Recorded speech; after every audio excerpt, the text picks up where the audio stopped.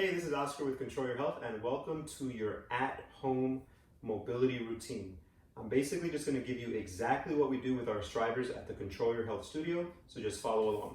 First, we're going to start with a butterfly stretch. So the bottoms of your feet will be touching. You'll try to get yourself as tall as possible. I like to do this two ways, either holding onto your ankle, or for those of us who spend a lot of time in front of a computer, place your hands behind you. I'm actually having my pinkies touch, rolling my shoulders back and down. And from here, we're going to do a neck circle.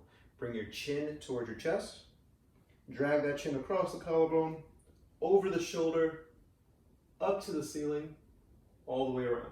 One more time. Don't forget to breathe. Opposite direction. Big breath in and out.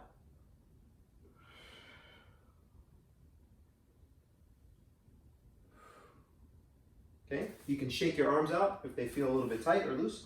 So then from here, we're going to go into a 90-90 stretch. 90-90 means that you're making 90-degree angles. So my front shin and back thigh parallel to each other, and my front thigh and back shin are also parallel to each other.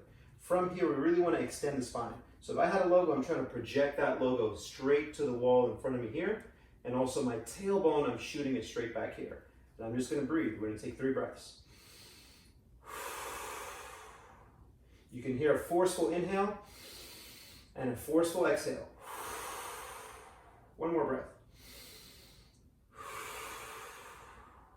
This is good for that front hip externally rotating. And then the side leg, our trail leg, is internally rotated. So I'm going to take my right hand, place it behind me, push both knees into the ground, and then rotate my chest towards that trail foot. 3 breaths.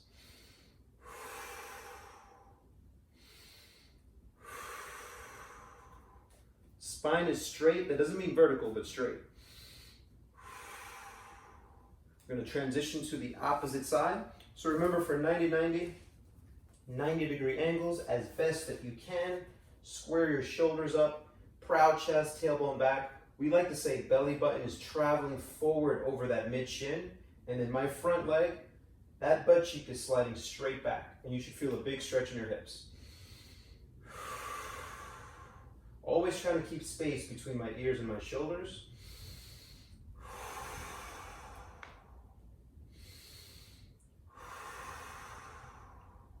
Okay, going to the side leg. I'm placing my left hand now behind me, and I'm rotating my body around.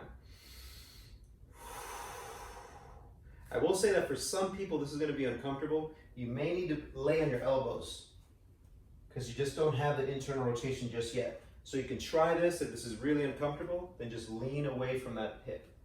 Okay? From here, we're going to go into hands and knees.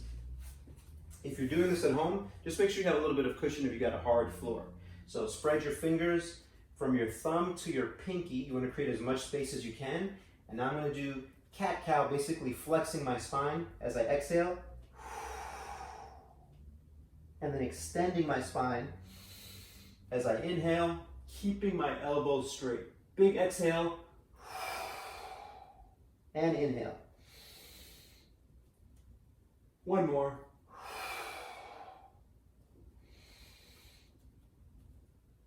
Very important to move the spine.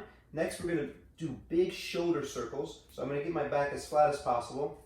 Arm is locked out. I'm going to take my right arm through a full circle, imagining that I'm balancing something on my low back.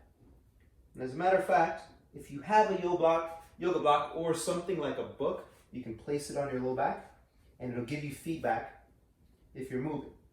Like that, if you don't want to move. And then the opposite direction. 2, 3.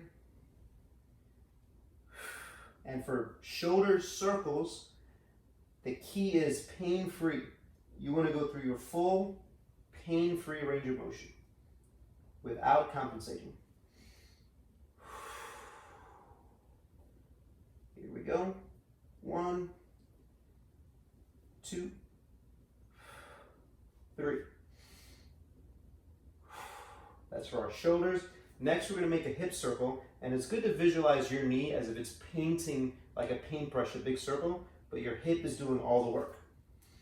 So just trying to draw as big of a circle as I can, 3 times. You'll see the yoga block moving. I can't help but compensate a little bit.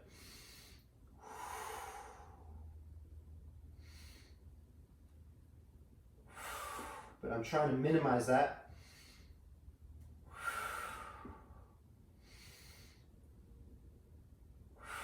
As much as I can. So you can see my other leg now. 3 circles. I'm a little more limited on this side, so I have to go a little slower.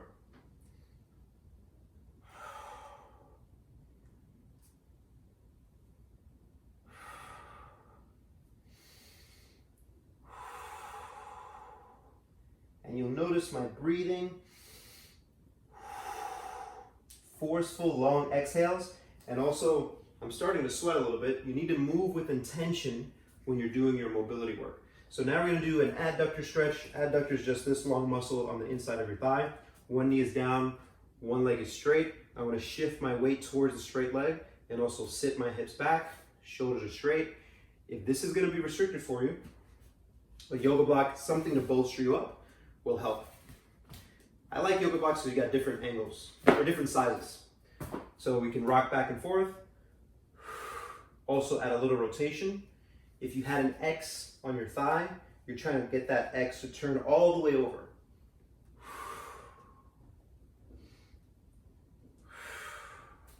Okay, other side.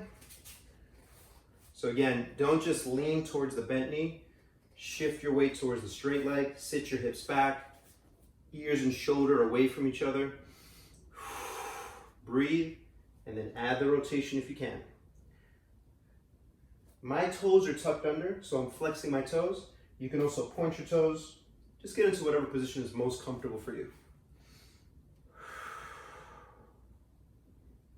Okay, almost done with our little warm-up routine. And this is a mobility routine, thinking about moving with intention. Don't just go through the motions. So one knee is going to be down, one knee is going to be up. We want to tuck our tailbone in. So not extended, but tucked in. You should feel a stretch here. And I'm feeling a stretch on this down leg. Taking a couple of breaths.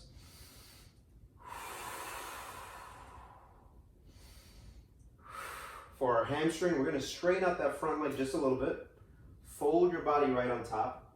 I can reach the floor here, but again, if you can't, find something to bolster yourself up and it'll help. The knee stays bent, my chest is going forward, tailbone is going back. It doesn't take a lot of movement to get a stretch here in the hamstrings.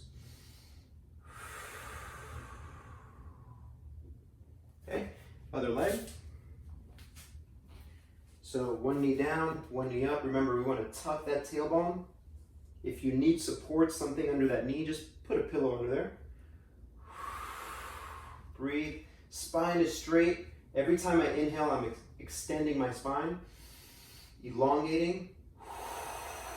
Exhale, tucking that tailbone under. Just straighten out that leg just a little bit, enough to allow me to put my belly and my chest pretty much on top of my thigh. Again, if you need something to bolster you up so that you don't have to be reaching for the floor or off balance, do so. My chest and my tailbone are playing like a tug of war.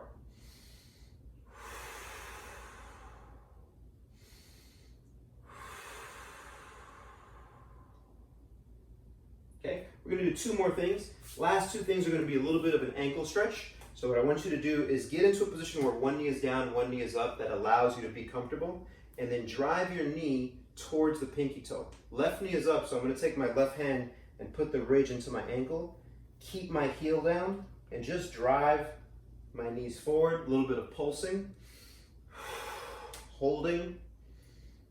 We want to feel a stretch here, this side, and not any pinching here. Okay, the other leg. Again, whatever position allows you to feel comfortable with the knee that's down. The knee that's up, I'm taking that same side hand, driving it in.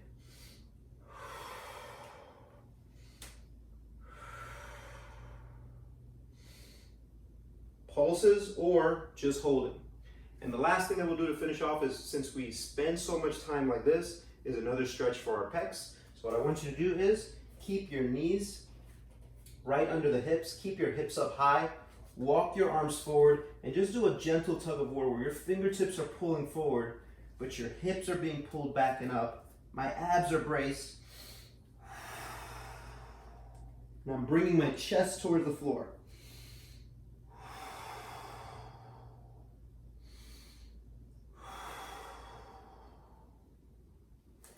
Okay, and that is your Control Your Health mobility routine. Let me know if you have any questions. And again, if you remember, there's good pain and bad pain. Don't go into bad pain. That's pain in the joints, sharp stabbing or numbing, tingling pain, not good. But a little bit of soreness, that might be all right.